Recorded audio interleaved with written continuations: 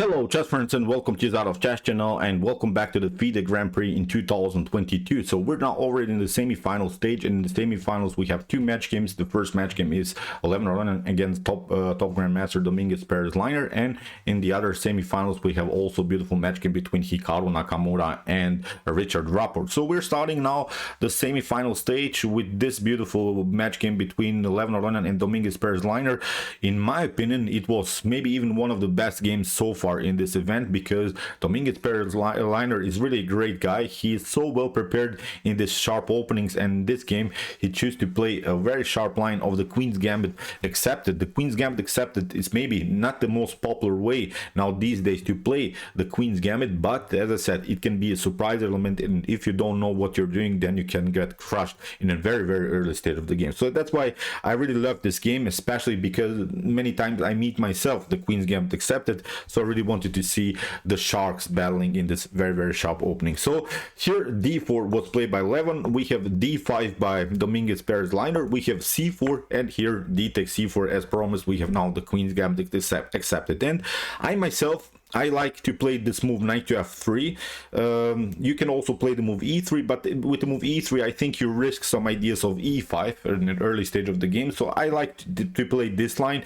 Then many times e6 c5 would be the main line here for black, but here Levon Aronian plays really a sharper line. He's saying to Dominguez Perez Leiner, I'm not scared, let's go into the wildest line. Here with this center attack we have already two connected pawns, and black's goal here is of course first of all to protect this advanced pawn on c4, and then afterwards with e5 or c5 to break a little bit the small pawn chain that white has built here in the center of the board. So as I said, it's really already sort of a pawn battle in an early stage of the game. So here after move e4 we have b5, a4. You have to break this position because the only way to protect this is with the move c6. If you play a6, then of course a takes b5, a takes b5 is not going to happen because you lose the rook on the a file. So that's why c6 is here the normal way. We have now a takes b5, c takes b5, and what you should not do here I think is the move b3.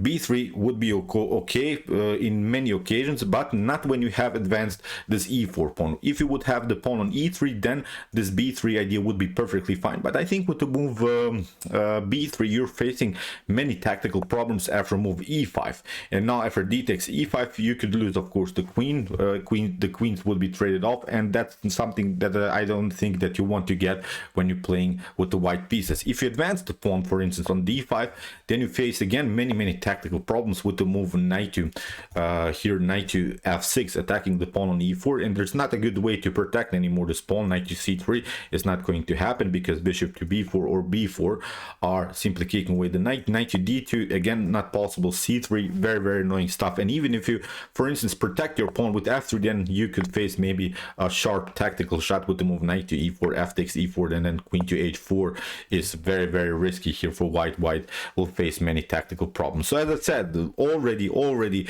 really wild game. So instead of this move b3 that we have seen is not so good for white, Levon Aronian plays a really beautiful move, a provocative move knight to c3, because b4 is actually not the possibility. Here after b4 you can face this idea, knight to b5, and if you maybe try to kick away the knight, you see this tension on the a file is allowing white to stay a little bit longer with the knight here on b5, and now with bishop to f4 I think black has faced now many tactical problems and will lose the battle simply around the square c1. This is one line. As I said, there are many lines, but every of these lines I think is simply winning for white. So after move knight to c3 here, Dominguez Perez Leiner is trying to protect the pawn with the queen, gets also the queen out, and is further keeping the pressure around the square d4. So we have now knight to d5, queen to b7, and now bishop to f4. And believe me or not, this position has been played many times in chess history, and every time black won or drew the game. So it's the sort of line that it's not so easy to play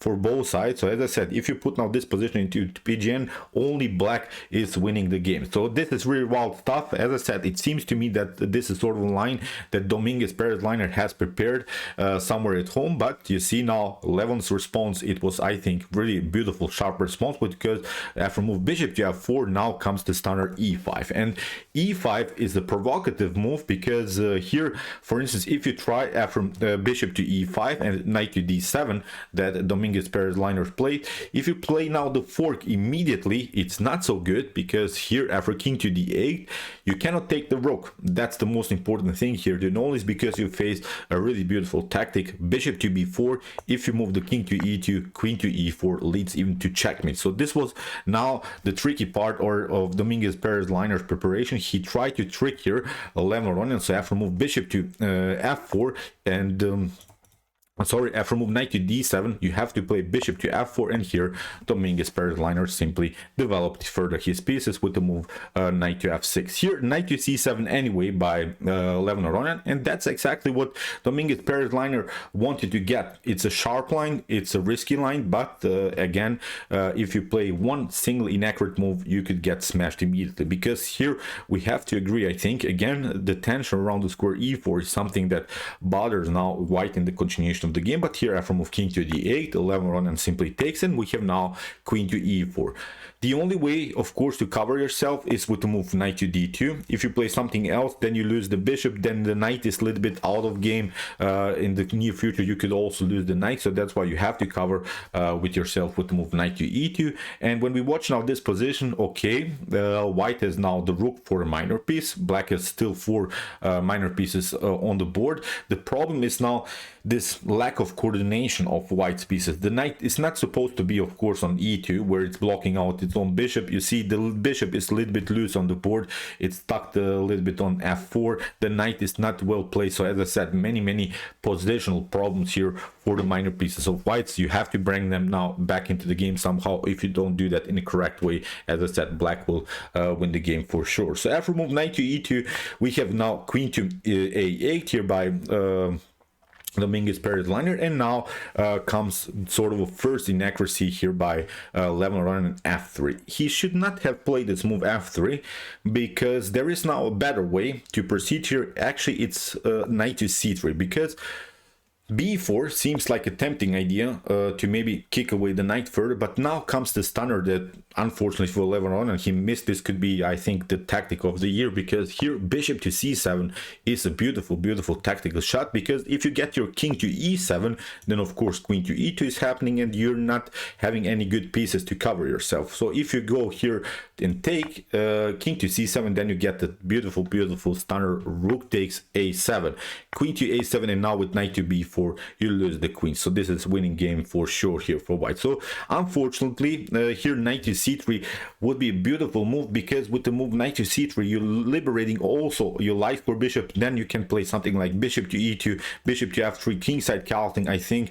Then you can find a way to activate your pieces. So that's what's unfortunately not played. So as I said, after move queen to queen takes a8, we have now f3 by Levon Aronian. He got a little bit scared also because of this weak e4 square. Unfortunately, he didn't play this beautiful line. So as I said, now the game is equal. After move knight to c3, it will be, I think, a comfortable game for Levon Aronian. So after move f3, we have knight to d5 by Dominguez Perez Leiner, bishop to g5, f6, bishop to d2, and now bishop to d6. Now you see, because of this f3 move that we could have prevented here for white, now you're vulnerable also to some dark square problems, because here queen to b8 could happen, now dh2 could be weak. So here knight to g3, we have now this idea, queen to b8, king to f2, protecting everything. If you want to take it, now of course then it's not a problem. Also h takes g3 is helping out here and controls the very important f4 square, because in the near future the knight will have, of course, also to jump on this very active square. So that's why taking out is not an option here for black. So after move king to f2, here Dominguez Perez Leiner of course includes now the rook into the game. We have bishop to e2, we have bishop to c7, and now rook to e1. Normal idea, I think, here for Levon Aronian, because he wants now to secure the king. He wants to play king to g1, playing queen to c2 or similar stuff, and maybe even bishop to f1, trade off the rooks and get use of this extra advantage that he has. He has, of course, the rook for the minor piece, but he has, as I said, problems to get his minor pieces into the game, because if something is going to happen, if something goes wrong here for white, I think we can agree that with this 3 versus 1 pawn majority on the queen side, black is also a beautiful counterplay. So it's really a wild game already. I'm not sure if I would play here the game for white and maybe against a much stronger opponent. This is something that you can lose very easily. So it was a tough game also for Levon Aronian, we have to agree. I think after move rook to e1, now comes again an inaccurate move here by Dominguez Perez Leiner. He plays now to move bishop to b6, and it seems so that there's not a good way to protect the pawn on d4. Even if you try something like bishop to c3, you could risk maybe a move like b4, but that's exactly what Levon Aronian hopes for here, because now he plays a beautiful move, king to g1. And the problem about this move is, for instance, if you play bishop to d4, you see, okay, you get an extra tempo, but the problem is now most of your pieces are on the d file where already the queen is. And okay, we're hiding with our king to h1. This wasn't played in the game, but I wanted to show you how you cannot really take the pawn on d4.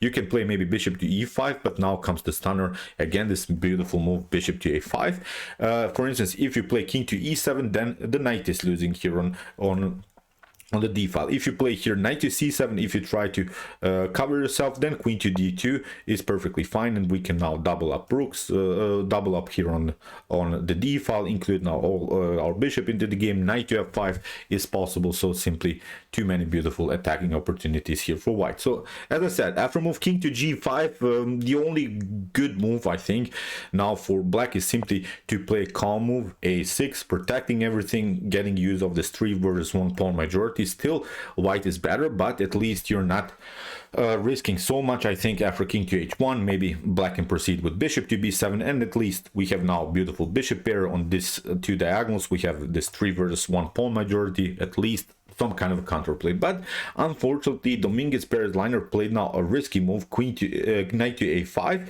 Here king to h1, perfectly fine by Levon Aronian. He gets out of the range, and now knight to c6. This is now a problem, because here Levon Aronian finds now a beautiful move how to split the pawn chain, because as we said, this 3 versus 1 pawn majority on the queen side causes now white many problems, and there is now a beautiful way how to defend everything. Maybe you can pause the video and try to see now a beautiful counterplay here for white, which is, I think, stopping black's progress on the queen side, which is very important. If we solve all of our problems on the queen side, then we hang simply on our piece advantage. We have, as I said, the rook for the minor piece, so we have to first, I think, secure the queen side. And now a beautiful move that Levon found is the move b3, because after c3 we have now this move bishop to b5, and the knight is now hanging. You can take, of course, but if you take, then we can also take out first the rook, and then with bishop to c6 also take out the knight. So that's why bishop to d7, rook takes e8, bishop to e8,